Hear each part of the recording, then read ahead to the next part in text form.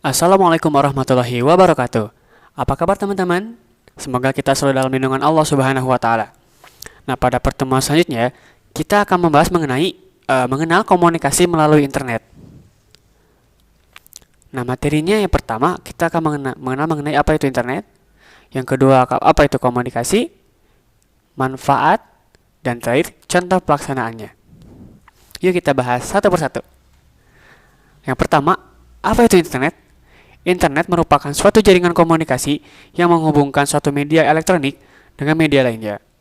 Secara bahasa, internet itu dibagi menjadi dua kata, yaitu ada interconnection yang artinya hubungan, dan juga network atau jaringan.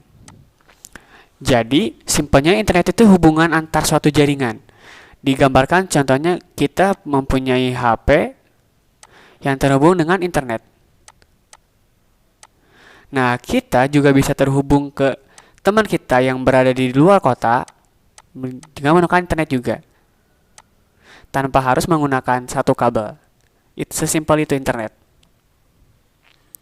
Yang kedua, komunikasi. Secara umum nih ya, pengertian komunikasi adalah suatu aktivitas penyampaian informasi, baik itu pesan, ide, dan gagasan dari satu pihak ke pihak lain. Contohnya ini saat kita mengobrol di kelas, misalnya teman-teman nih lagi ngobrol sama teman sebangkunya, membahas soal game. Nah, ini bisa dikatakan sebagai suatu komunikasi. Manfaat dari komunikasi menggunakan internet yang pertama adalah mendekatkan yang jauh.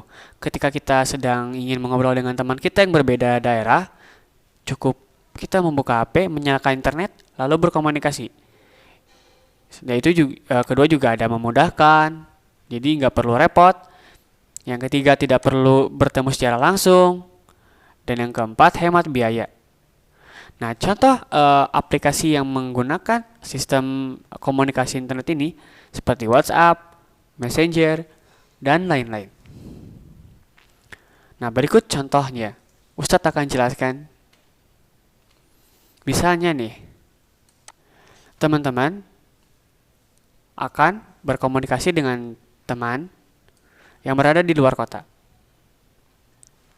Ini misalnya kita menggunakan WhatsApp. Kita misalnya akan mengetikkan Assalamualaikum.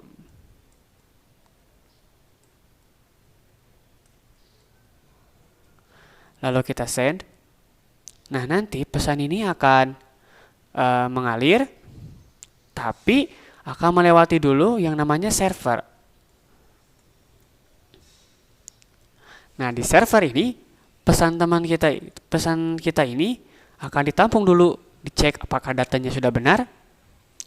Jika sudah, maka akan diteruskan, lalu akan sampai ke teman kita.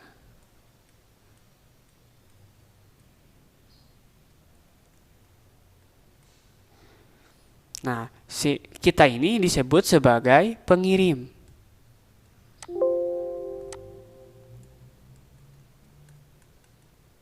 Dan ini server sebagai penampung pesan kita. Lalu ada teman kita yang menjadi penerima. Nah, inilah yang disebut dengan komunikasi melalui internet.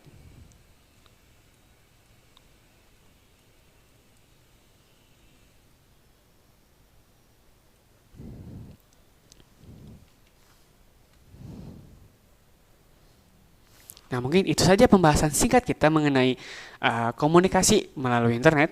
Semoga apa yang kita pelajari hari ini dapat bermanfaat bagi kita semua. Terima kasih. Wassalamualaikum warahmatullahi wabarakatuh.